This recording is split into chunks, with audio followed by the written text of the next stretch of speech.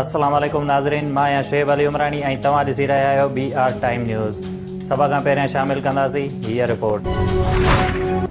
मुल्क में corona virus ॿीहर तेज़ीअ सां पकड़जण खां पोइ NCOC जा सख़्त फ़ैसिला। कारोबारी सरगर्मियूं महदूद। हफ़्ते जा 2 ॾींहं समूरे मुल्क में कारोबारी सरगर्मियूं मुकमल बंद। वफ़ाक़ी वज़ीर असद उमर चयो आहे त NCOC जे इजलास में फ़ैसिलो कयो आहे त हाणे हफ़्ते जा 5 ॾींहं कारोबार राति 8 वॻे बंदि कयो वेंदो। 2 ॾींहं कारोबार बंदि रखण बाबति सूबा पाण फ़ैसिला कंदा।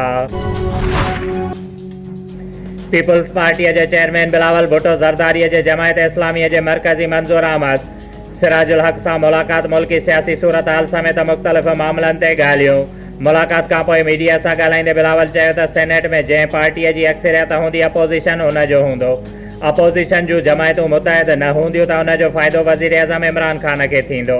इस्तीफ़ाउनि वारे मामले ते फ़ैसिलो CEC जे इजलास में थींदो। असां लॉन्ग मार्च लाइ तयारु आहियूं। लॉन्ग मार्च मुलतवी न थियणु घुरिजे। हा, चूंड सुधारनि ऐं कश्मीर मसइले ते जमायत इस्लामीअ सां गॾु आहियूं। जमायत इस्लामीअ जे अमीर सिराजुल हक़ चयो आहे त हुकूमत पंहिंजी ताबेदारी इलेक्शन कमीशन चाहे थी। इलेक्शन कमिश्नर खां इस्तीफ़ा जो मुतालिबो आमराणी सोच आहे।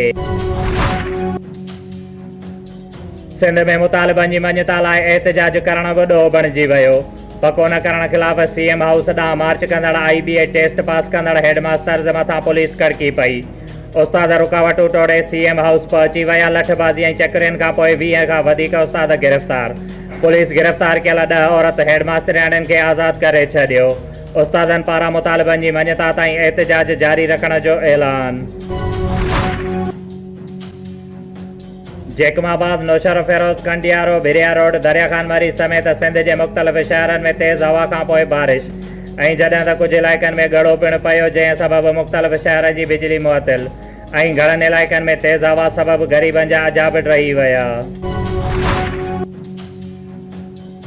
Nawabshah deputy inspector general of police शहीद बेनज़ीराबाद रेंज मज़हर नवाज़ शेख जी ज़ेर सदारत पुलिस वेलफेयर कमेटीअ जो हिकु इजलास अॼु उन जे दफ़्तर में मुनक़िद कयो वियो। इजलास में additional DIG police Mukhtiar Ali Solangi ऐं ॿियनि शिरकत कई।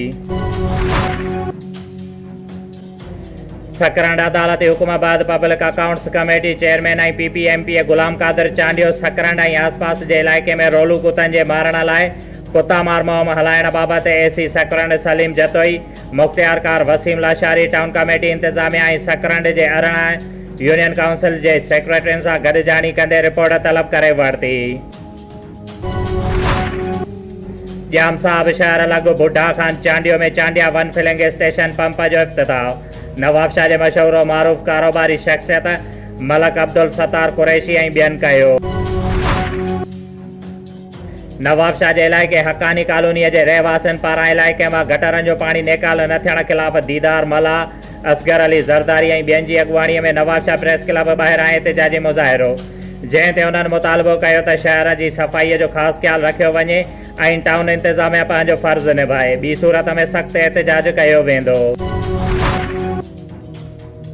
नवाबशाह डिवीज़न जे मिनियारिटी कोऑर्डिनेटर राजेश कुमार हरदासानी ऐं हिंदू पंचायत नवाबशाह जे सदर doctor Rajkumar deputy inspector general of police शहीद बेनज़ीराबाद जे दफ़्तर में मुलाक़ात कई। शुएब अली उमराणीअ खे ॾींदा इजाज़त। वधीक ख़बरुनि ऐं अपडेट्स लाइ ॾिसंदा रहो BR टाइम न्यूज़।